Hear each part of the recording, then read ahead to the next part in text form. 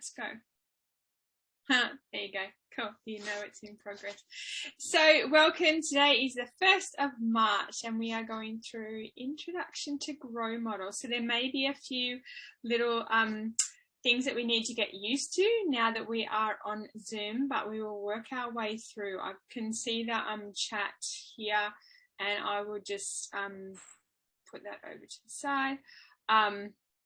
Feel free to put messages in there and I'll do my best with that. It's very similar to GoToWebinar. So before I get started, I'd like to acknowledge the traditional owners of the land that we're meeting upon today, even though we are in different parts of the world, something that's extremely close to my heart, as most of you know. So the outline of today's session is on the screen, so you can see that. But essentially my full intention is to increase knowledge and understanding of the GROW model and how to apply that in a coaching session. So as we're going through the process, please make sure you ask questions, put your hand up. I'm pretty sure we'll go through that in a tip, but I'm pretty sure you've got that whole process as well by putting your hand up. So let's get started. Basically, for those of you that don't know me, first part of my life, the first part of my professional life, I was a professional tennis player. Second part of my life, I became a health and PE teacher and then have been in learning and development since then. Okay, so in the chat box, can you please type where you're currently living or how long you've been in the, enrolled in the course for? Whatever you choose to.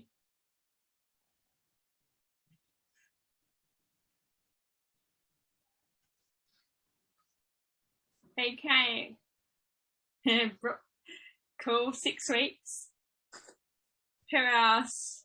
Feel free, choose your question to respond to. And remembering also this updated presentation. Yay, Robin, Brizzy. Hopefully you are dry because I know it's very, challenging up there at the moment. Since Jan. Okay, thank you. And how do I say that? Is it Marie? Mora. Mora, thank you. Thank you for correcting me. Shuri's in Melbourne. And Christabel's in Melbourne as well. Okay, so would you like to now unmute yourself and share one thing, experience or person that connected you to your heart today? And for me, it was an experience. I went walking on the beach and that was exactly what I needed to do today. I just needed a lot of grounding and nurturing and it was just, it was beautiful, even though it was very it's been very storm affected and flood affected. It's still, I still love the beach. So who would like to unmute themselves and share that? Yeah, Robin? Yeah, I work in Logan. So it wasn't actually a great day. I was feeling a bit flat, but one of my co-workers was telling me that there are bull sharks in one of the Logan golf clubs. So I thought that was hilarious. Wow. So I had a good laugh. Yeah. Plus, they had a snake, a red-bellied black snake in the community centre, and the snake catcher got bitten. but it was kind of a funny story the way it all happened. So, yeah. Thank you. Who would like to share next? Feel free to unmute yourself. I cannot see your hands, so if you're wondering about if I can see hands, I'm not able to see your hands at the moment. So maybe just do that. Yep, cool. Thank you.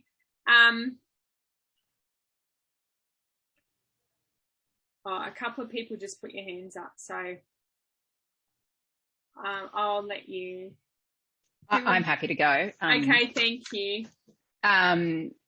I returning back to the office, and so I think it was nice to see people, but quite exhausting being on the whole time. And when I came back, my puppy was very, very excited to see me. And so I got like lots of cuddles on the couch, and that was made the day feel very good. Thank you for sharing. Okay, who else would like to share? Maybe one more. Yep. Thank you, Shori. Yeah, hi. Actually, my husband went to work today after 2 years, so that was very exciting for me. So my son is in the school and my husband is in the office, so that's all I want. Peaceful environment after a very long time. Oh, that's cute. Yeah. That's very cute.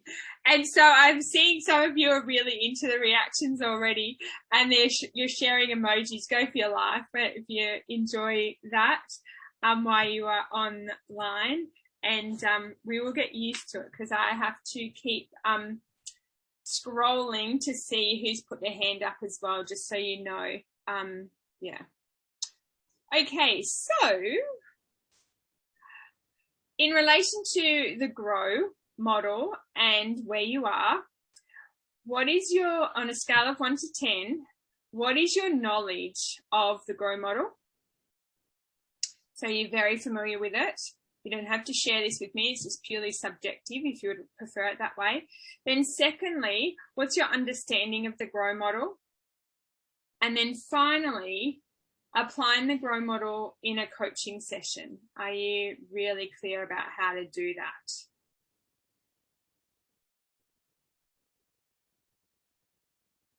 So knowledge, understanding, and application.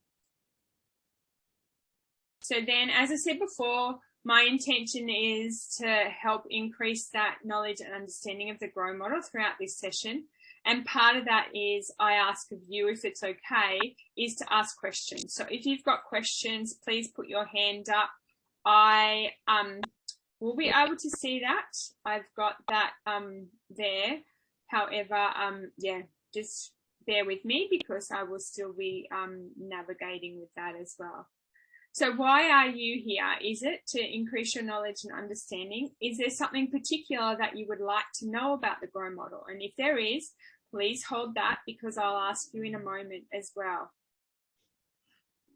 So on your sheet of paper in front of you, and I'm hoping that you will have a sheet of paper or a journal, what I would like you to do is write down what you currently know already about the GROW model.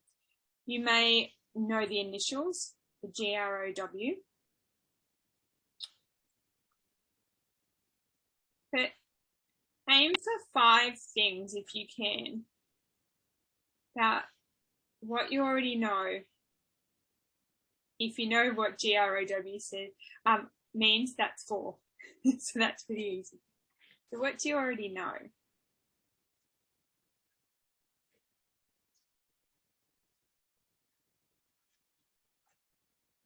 Okay, cool. Christabel,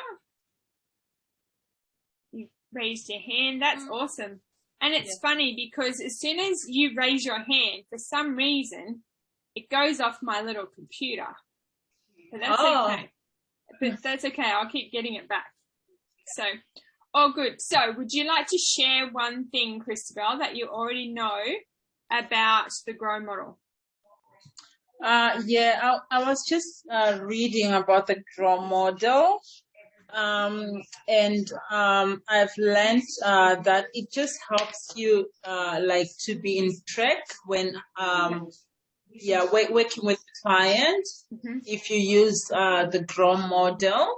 Yep. So because I was just following whereby G standing for establishing a goal, and then the questions are to ask around that. And meaning exploring reality. Yeah, you can stop there so everyone else can have a go, if that's okay, Christabel. Okay. Just one. Yeah. Okay. Well done. You obviously have done your reading. Yes. Thank you. Yeah, okay. Thank you. Who else would like to share what they know? Just one thing. Thanks, Brooke. I learned that I was able to actually memorize what the acronym stood for. Yeah, go you. So I was pretty stoked about that. So yeah, that's what I've learned so far, what it actually stands for. Yeah, awesome. Thanks, Brooke. And so, Brooke, can I just ask you a question also? Am I making an assumption that you read the notes? Yes. That's correct. Cool. I don't want to I want to clarify. Okay, Robin, thank you for putting your hand up. I wasn't able to memorize it, but I wrote it all out so I can look at it. I love it. Thank you. So is there They were great questions. I loved all the questions. Oh, good. Yep. Yeah. Awesome. Thanks, Robin. So I'm guessing you've read the notes as well, yeah? Yep. Cool. Thank you for that. Did anyone else want to share before we move on?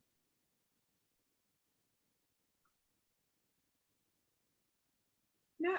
Okay. So you can either, I don't know if you've seen, but Brooks put her hand up like visually for me.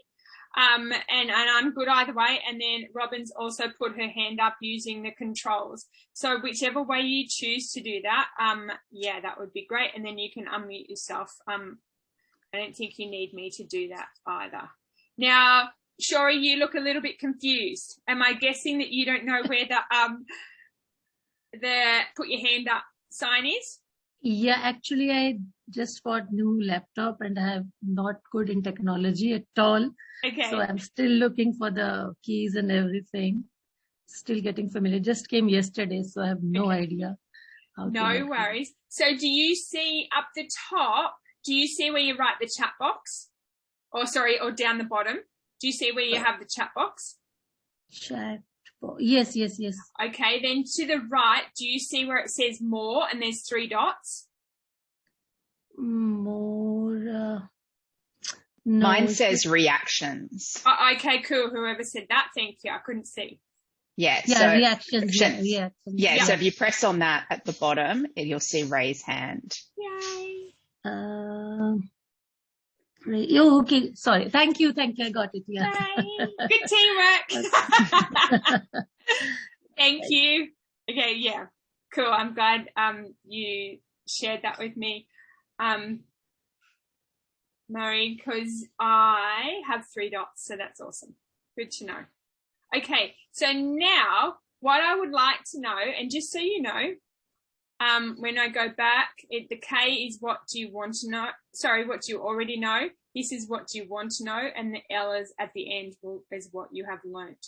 So I'm curious, is there anything that you want me to go through about the GROW model to start off with?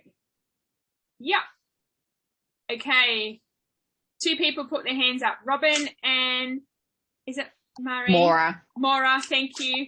I need to write it down.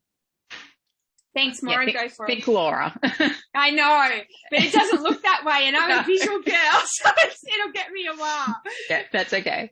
I suppose where I felt like when I was reading the notes that I struggle for myself, and where I think I sometimes struggle with people that I've tried to use a kind of less well executed version of this in the people maybe that I manage is around that reality space, the like reality option space, because I feel that can be a real challenge unpacking like, you know, the idea of like what you have control over and what you can do to get you to where you want to be.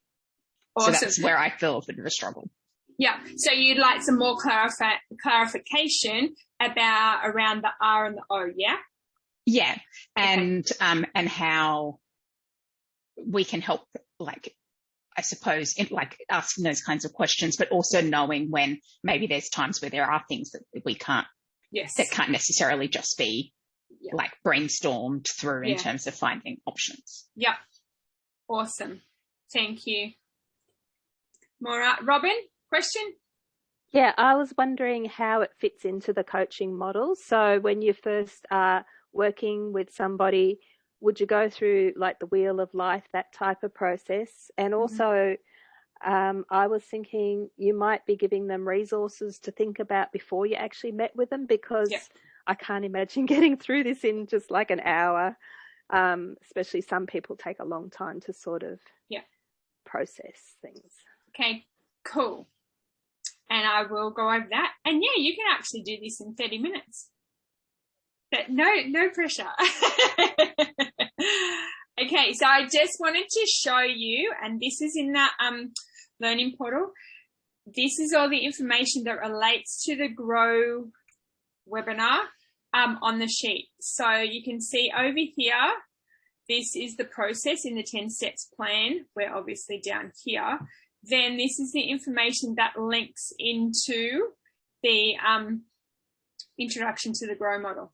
So you can download that information in the portal as well. And this presentation is also in there. So you'll be able to, if you want to screenshot it or whatever, that's, yeah, or you just print it out. Okay. And so where does it link in relation to the ICF core competencies? Just so you know, the ICF core competencies link into the International Coaching Federation, and it basically underpins the coaching and how the criteria around coaching, or part of the criteria around coaching. So you can see over here, there's an updated version. So if you choose to, and I encourage you to download the ICF core competencies, and you'll see the Grow model links into each of these areas. We're not going to go through all of those, but just I wanted to bring it into your awareness and show you where it links. It links into most of it, throughout. Okay, let's get started. So the Grow model is a model, and it's one, I think, the most used coaching model in the world.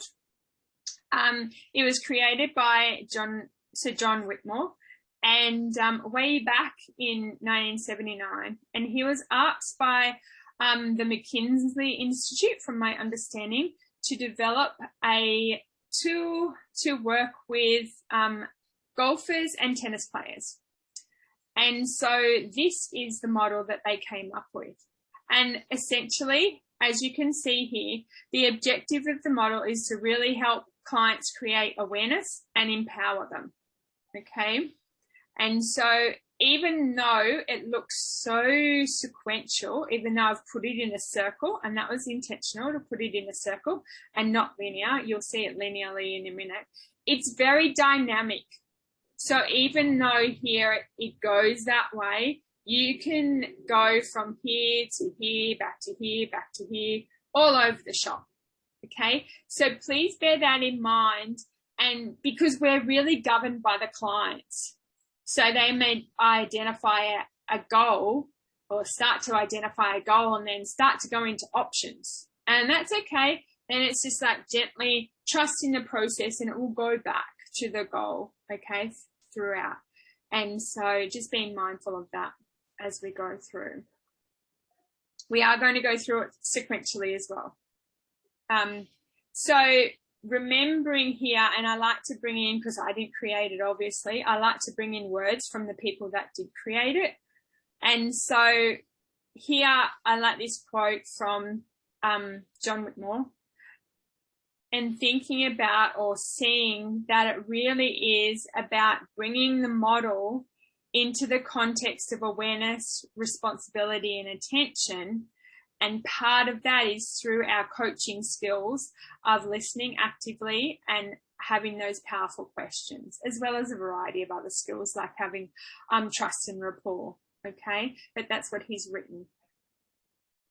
And if you've got any questions as we go up, I'll be notified if you put your hand up. So feel free to, or sometimes I'll be able to see you on the screen, not all the time, because there's a few people on here.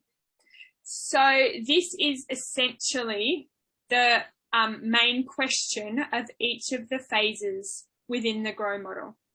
So you can see here for the G, and who was it before? Started going to Christabel, you started going through them all. So these may have been, if I let you keep going, some of the questions that you came up with. But essentially you can see here, the G is about establishing the goal and really helping the client identify what they want. It's got nothing to do with us. Okay, it's what they want. Then exploring reality, identifying where they are now, and getting them really to discover that clarity. And Robin and Maura, this is where it also links back into a little bit of what you were mentioning as well. And then, yes, brainstorming the options. about what could they do. And in that brainstorm part, it may not be what they end up doing, it's what could they do. Because with that brainstorm, I don't know if you've ever had the experience, but you know, when you're brainstorming, it's just like, oh yeah, I could do that and that and that. And you, just by that process of brainstorming and that possibility thinking, it just creates awareness and opens up our mind to come into different ways that we may not have come up with before. It's just holding that space for the client. And then it may be, you know, that last example that they come up with. There's just like, yeah, that's what they're going to do. But it's from providing that space and possibility in their thinking process that you help them come up with that. And then finally, the W is what will they do? And that used to be what is the way forward. So in your coaching notes, I think it still says about the way forward. And in John Whitmore's latest book, it's about the way forward. What will they do about it and moving forward? So let's go through each of those parts sequentially, remembering they can be and often are dynamic. It's very rare that I have a client go so nicely between G, R, O, W. It just doesn't work. Or it doesn't work often that way for me. It might for some people, but often not for me. So with the G, you can see here the main question is helping the client discover what their goals are. And it's their goals for the session. So if I take what Robin said before, this is for the session, okay? However, it could have been that they've identified this big career change that they want to do. But this part, when we're working with them one-on-one, is just for the session. So maybe, yeah, they want to create, change their career. However, what is a part of that change that they will focus on in this session? Okay. And so it's like chunking it down little by little. And as we do that, we help them get a really clear image of their end goal. And yes, we can help them vision it and what they would be and what would they be doing, what would they be feeling, you know, really linking into their representational systems. And also helping them make sure it's measurable. So it's really clear in their head. So it's like, what does done look like? Okay. And then supporting them to create that ownership. So it's their ownership, it's their goal and their responsibility. Okay. And when we do this, it really helps clarify the desired result of the end of the session. So I often link back to a client and what they want to get out of it, the session. So if they're going off, you know, and they're, you know, just continuing to go off on a different tangent, I can remind them and say, remember at the start of this session, you wanted to focus on this and your intention was this. Okay. Is this linking to that goal? And yeah, it's just a nice gentle reminder and then they can come back. Okay. If it is, well, they can keep going. So it's just like a nice way when we're really clear about what they, or they get really clear about what they wanted to get out of it. So these are some of the questions, and I've got a whole range of questions that I'll share with you. And there's obviously some in the materials as well. So you can see that's probably one of my most used questions, those first two. Okay, what would you like to get out of our time together today? Or we have 45 minutes, or we have 60 minutes for today's session. Where would you like to have gotten to by then? What's your outcome? And yeah, so it's getting and investing time to get really clear on that. Okay. So you can see some other examples about questions to help them get to that space. So I'm curious, are there any questions on the G space, or the G phase, before I go on about asking if you have identified and used some questions? Just put your hand up. Yeah, Shori. Cool. Yeah, I have a question that if the client says or asks that they have no clue where to go, and they don't want to work on that, but they do want to, solve the problem. Like, if they're getting divorced or, things like that, a little bit messy. So how could we help them in that area? Yeah, so this is where it's really important to do an onboarding. And what I mean by that is, yes, use different tools and create your own process around that, about why they're coming to you for coaching. So, and that goes back also and links into one of Robin's questions or statements as well before, about the wheel of life that she might use, but really getting them to look holistically at their life and having some tools. And then you can gently prompt them. So part of when you're coaching is doing some prep time. And so my prep time is about 10 minutes before a client arrives. And I've just got, I'm a systemized girl, so everything's in a system. And so I read over the notes from last time I had a coaching session with them. And also I'll read in, because after they finish with me and before their next session, I will get them to do a check-in, send me a check-in form as well. Okay, thank you. Does that help, Shori? Sure. Yeah, thank you. Yeah, cool. Christabel. Just out of curiosity, how long should the coaching sessions go for normally? I was just checking here that your question was for 45 minutes. So yeah, I just got curious. It's up to you how you do that. I'm pretty sure for your assessment, it's 60 minutes at the end. However, this is when it becomes your business. You choose your working hours. And for me, I do a 1 hour bigger session to start with, and then my sessions are 45 minutes. And the clients like that. Okay. Thank you. You're welcome. So any questions, any G grow model, the G in the grow model, questions that you have used and have found really beneficial that you would like to share? Feel free to put your hand up and then unmute yourself. Or visually put your hand up, either way, whatever works for you. Okay, I've got some, I've got some on those on the screen, but I wondered if, you had any as well. Oh, yep. Maura. Yay. I had to think, I had the silence presence and then I got it. Don't worry. Some people I can actually see them saying Laura to themselves before they say my name. I don't know if this is technically a grow question, but I will sometimes ask people when they're saying that they want to do this thing about how you feel. Yep. If you did that, to try and get a sense of what might be under it. But I don't know if that's part of that grow. Yeah, so if you look here, you'll see the association, get the feelings. So it can help them link into the feelings for sure. Okay. And linking back is, so for example, something that I've had recently with a client without breaching confidentiality.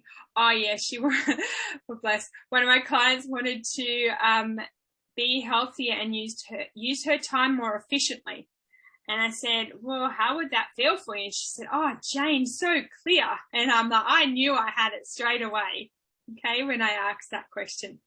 And then we also made it measurable. So for her, part of that, Maura, and I'm sharing this with you, and hopefully it's useful for everyone. Part of that, she was finding that she would do her actions, however, she didn't feel like they were done because it wasn't visual. She's a visual learner. So she started putting up, I've got a habit tracker that I use. And I sent it to her because she asked for it, and now she's tracking everything, and she's just feeling amazing. She's so clear. She knows where she's up to, and just a little tweak like that can be really useful for her. Well, it was really useful for her and really useful for your clients. Robin. Sorry. Before Robin, I go to you. Maura, was that useful for you? Yeah, that was. Thank you. Okay, cool. Robin. We work with families, and so Yep. I have talked to families about imagining when their child is starting school, where do they want to be, or what are the sort of so using that as sort of a motivating. Yeah, and getting them to really clear and own that space around that. Yeah. Thanks, Robin. Okay, let's move on to the R. So this is the reality question. I want to spend a bit of time here because there were some questions about it at the start. So exploring the reality in relation to their goal.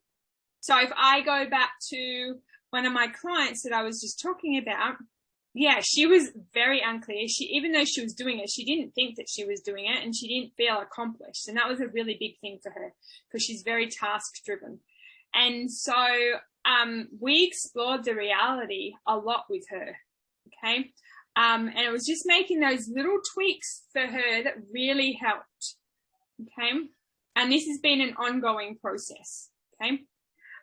So in relation to the reality, yes, we can ask and identify what the client's done in relation to any action. Okay. Then also, if what has happened in relation to those actions, and clarifying any of the results that they've achieved, okay, from them. And then in relation, when they're speaking, we can be mindful and checking in for any language around blame. So they're blaming someone else for their results, any excuses, or anything about they're not seeing clearly. So that sense of denial. Okay. And this helps us understand their internal blocks or obstacles that are getting in the way. So if I go back to my client, she wasn't seeing visually that she was shifting. Okay. And I was the one that was giving her credence and confidence. She's like, Dean, but I don't feel that way. I'm like, okay, so what needs to tweak? And just from those little things, and they may appear little, they were massive for her. And she messages me and she's like, this is so cool. And it was not huge for her. And so remembering it's also the importance of taking action. And I would also add in there, measuring it, okay, and helping them keep progress of that process as well. And this is the part where John Whitmore talked about really having a deep exploration, okay, of the reality before we race off into the options. So I'll just let you read that.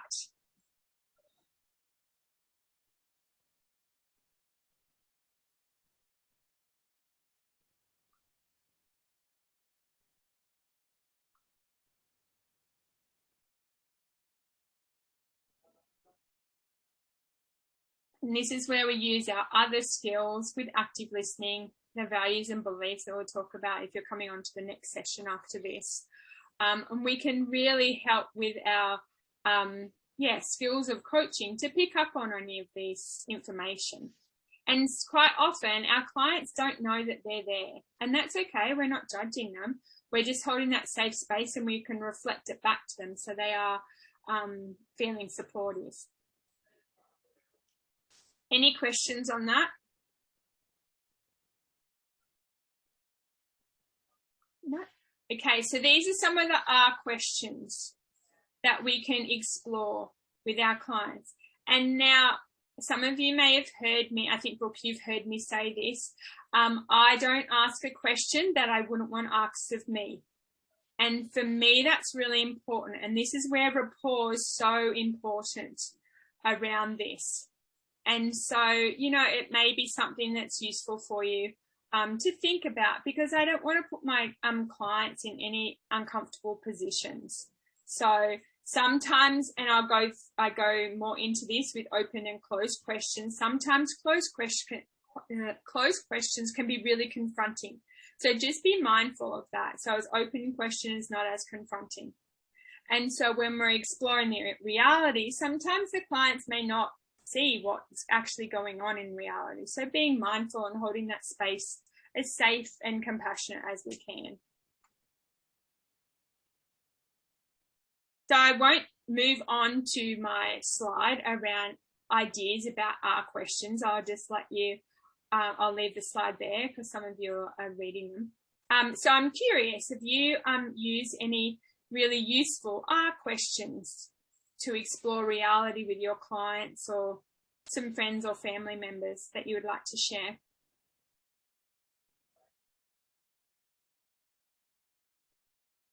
Yeah, Brooke. It's really interesting. I had a conversation with somebody this morning. She was so desperate to quit smoking. Yeah.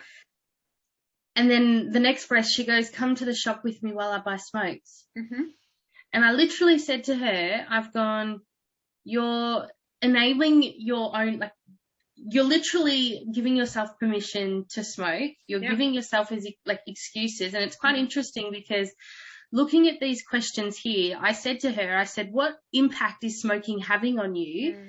And it's so interesting because this whole time she's been telling herself, oh, it's the addiction, it's the addiction. Yeah. When we kind of went into it, it wasn't the addiction at all. It had nothing to do with the physical addiction. It was actually something a lot more deeper than that. And then it actually come into the internal resistance of something else, which is why she was smoking to cope with the other thing. Yes. And I just found it so interesting. And it was just a general conversation. And I was running through the grow questions in my brain going, okay, like not using them on her, but I was kind of trying to place them as if I was in a real coaching session. How would I go about that? So it's really interesting. These questions are sitting in front of me. Yeah, thank you for sharing that, Brooke. And that's a great way of starting to practice without, fully intentionally practicing. It honestly, how I see this stuff is good listening and good question asking, because in the end, I really do get a sense that that's what most human beings want, is to be listened to and valued and seen for who they are and what they're experiencing are. And I got goosebumps. Yeah. And so it's just, being really authentic. What a gift to your friend. Thanks, Brooke, for sharing that. Would anyone else like to share an example of an R question or an experience when they've used an R question?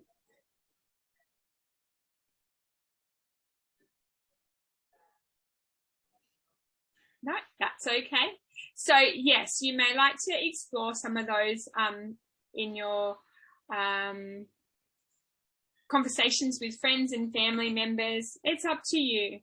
However, that's how we get better at things, by practice. So the O in the grow is options. So this is a space again of exploring the options in relation to the G. Okay, the goal or the intention of the client for the session. So it's really about identifying those possibilities or alternatives to what they're currently doing. So even them sharing some of the things that haven't worked previously can give you some ideas about what could work, or them some ideas about what could work in the future. Okay, and it's remembering is what they could do, not what they will do. And we're just promoting that possibility. And then, the more we drill down, and I often hope that they come up with at least 6 options. Then the reason I do that, because our brain plays games on us, and it's just like, oh, I can't go any further. It's like, oh, no, maybe try, what else? And so, keep going down. And then when we dig and drill down, it's amazing what we can discover with our clients, or the clients discover with themselves. And we can ask a variety of open questions when we're in the options model. So these are some of the examples that are in the book, as well as some other ones that I've added. And I'm curious as well, after you've had a look at those, what are some other O questions related to the model that could be useful?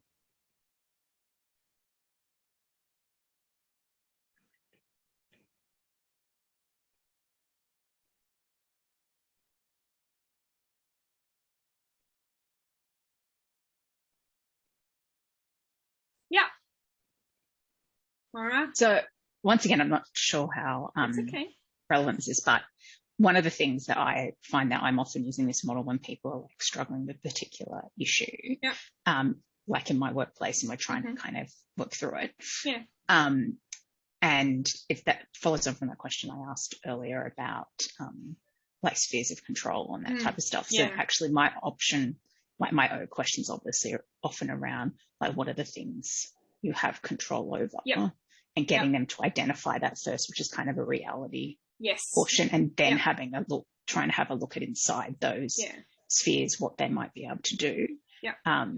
So for me, that's that first step of like, what are the spheres of control, and then what can you do in that particular space, and what can you do in this other space? And that's a really good point, because that links into, especially if we're in a system, like in a workplace, and being really mindful about that. And so if we have been asked to come in as a coach and work with particular people, identifying some of that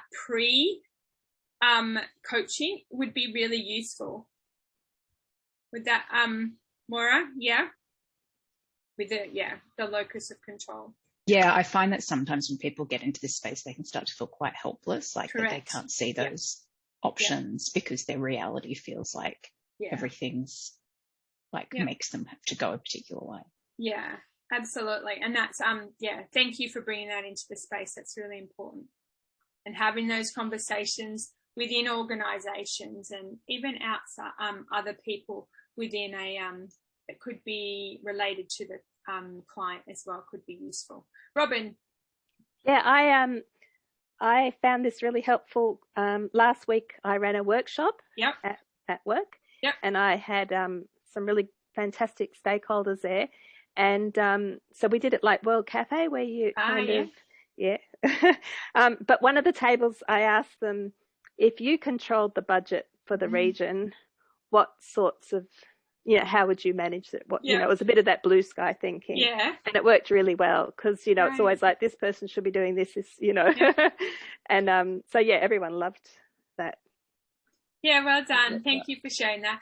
And this does, and that's a good point, this does link over into team group coaching as well. We obviously have to put a few more things in place. But yes, essentially tonight I'm talking about individually. But yes, it can link definitely within a team approach. Thanks, Robin.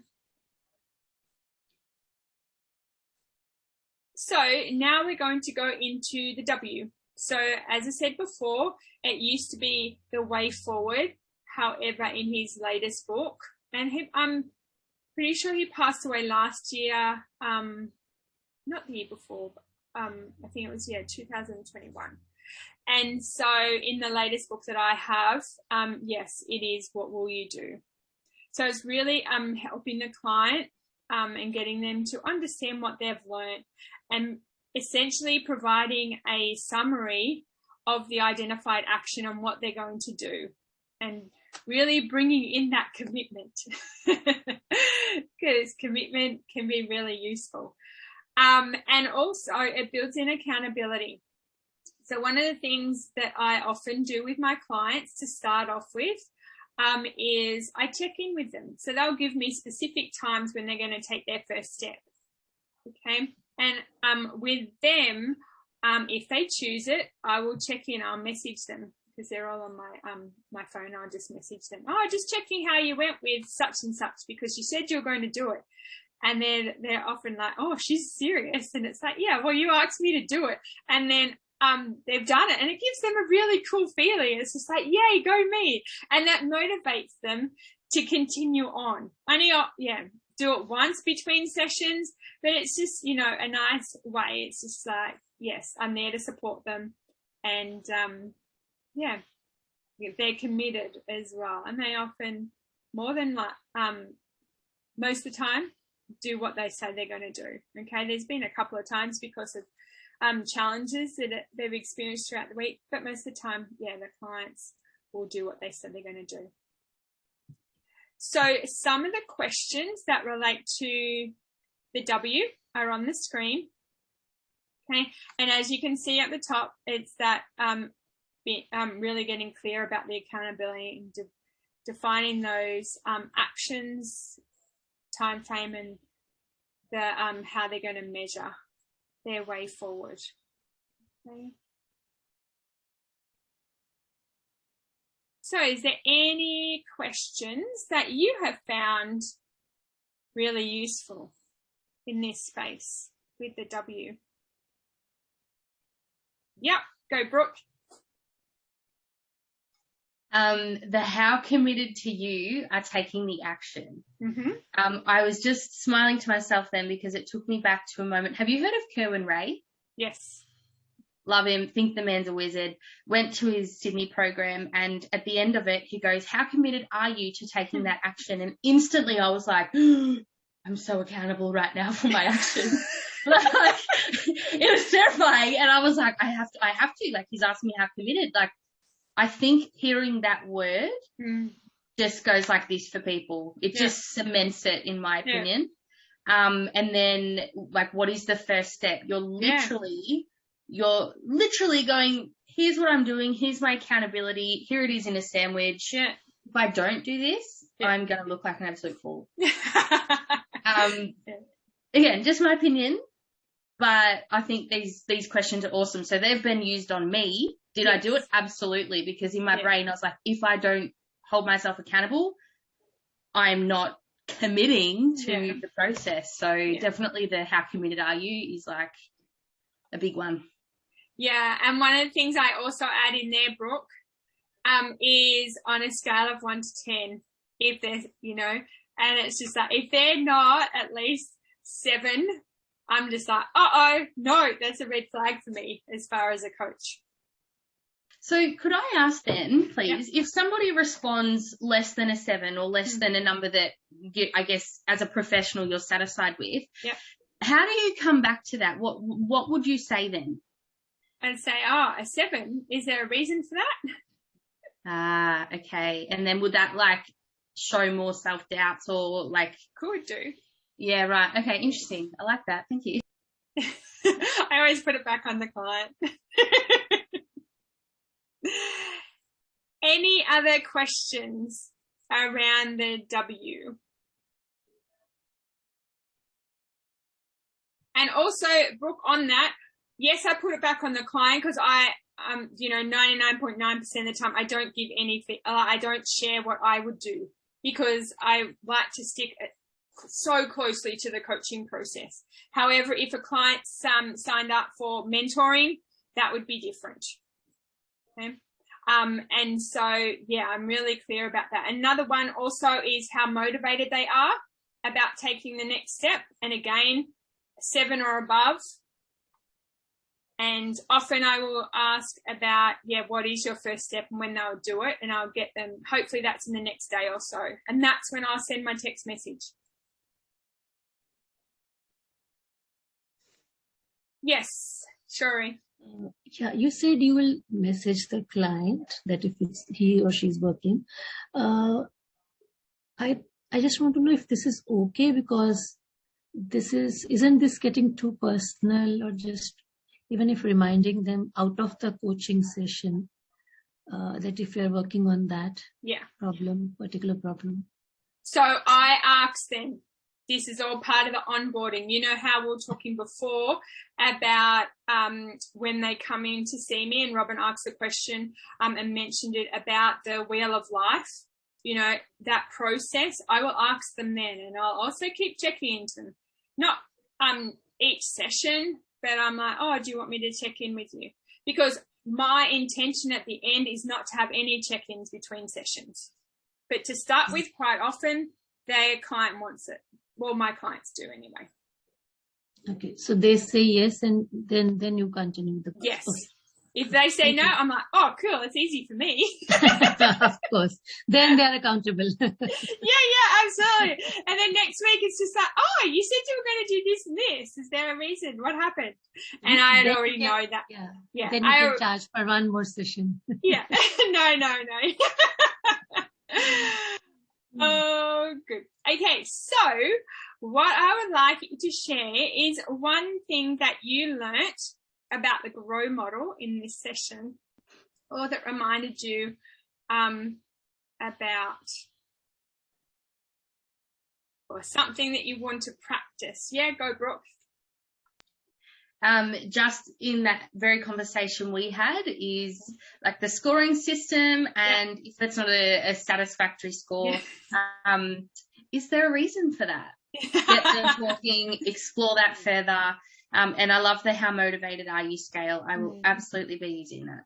Yeah. Okay, Robin. Yeah, definitely a stronger sense of where it all fits in, in terms of the wheel of life. And thank you for that, the onboarding process again. You're welcome. That's all starting to make a lot of sense. Okay. And so your question was answered as well, Robin? Yes. That's important for me. I was like, yeah. Okay, Christabel. I just wanted to say I want to practice all the stages of the GROW model. Sorry, my baby's that's okay. Sorry. That's okay. Thank you for sharing. Did anybody else want to share anything? Okay, Maura, I've got the hang of this now. I don't want to get too confident. I think the thing about the 6 options, because I know from my own experience being coached that I probably am one of those people who's like, I don't know. Yeah. I thought of 2 things and now it's too hard. So I suspect that having that, I like the idea of having a kind of quantifiable number or range that, we're thinking in, because I'm a little bit, and I'm a lawyer, so a lot of stuff like this, a little bit too literal and, focused on the kind of realities of it. Yeah. And so that big picture thinking could be a bit of a challenge for us. Yeah. I liked having that number. That's okay. Thank you for sharing. And also in relation to that, Maura, just make sure that we're not putting them into the stress zone. And if you're seeing them, you'll get a sense of that, yeah? Yeah, for sure.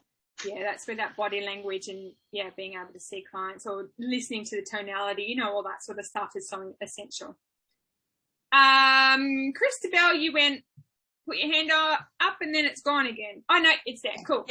Yeah, I just wanted to say something that I've learned about just that sometimes you don't have to follow the sequence of the GROW model. So does it mean you do that with any client? No, so, essentially it will go the GROW. Essentially it will go where the client takes it. However, bearing in mind, we don't skip any of the stages. We're still using the model. However, that's where we have to have that cognitive flexibility. Oh, okay. Yeah. So we're not skipping any of the stages. We're using all the stages because it is a model for a reason. However, don't be surprised. Yes, if it goes from G to R to O, just all around. So it's like it's not about stopping the client mid-sentence. Oh, no, stop. We're not up to that stage yet. It's like, just be mindful of that, yeah? It's when we're doing it really dynamically and in flow with it, it literally does have a flow to it, and it's just trusting the process. Okay. Yeah, thank you. You're welcome. So I have the code on the screen, and I'm not sure if everyone's seen this new part of the slide, so I'll just explain it. So this came from a few people asking, where do the codes go? So I put a slide together to add that in. So you can see here, it's coaching webinar report. Please don't look at the details down here because someone said it's changed. It's just essentially showing you the coaching webinar report. You put it on there, and also the reflective report. Okay. And that all goes in the stage 1. So you can see that is the book that I use for John Whitmore and the reference. And I'm pretty sure I don't know if the updated one is in the recommended readings, but I know the other one was. So thank you very much for your time and energy tonight. And if you've got any questions, please let me know. Got a couple of minutes and then we're going to go off and I have to start the values and beliefs webinar.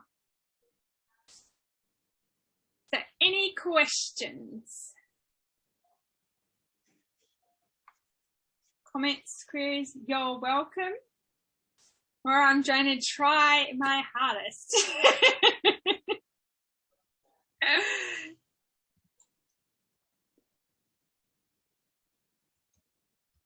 You're welcome. Thank you, Brooke.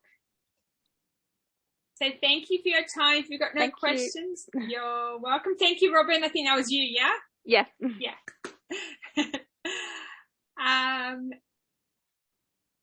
No worries, Shori. Good job. You've nailed it, Shori. You know how to do this technology stuff now with your new computer. Yeah, thanks. I have no idea about technology, and my husband is in IT. So my field is totally different. His field is totally different. So yeah. How often does that happen? But you've got your hand up, you've got your typing, you're sorted on Zoom now. Too much. I'm too much into now. Yeah. Well, thank you so much for your time, and I will look forward to seeing you on Zoom again soon. Okay. Thanks, Jane. Thank you. Bye. See you. See ya. See ya.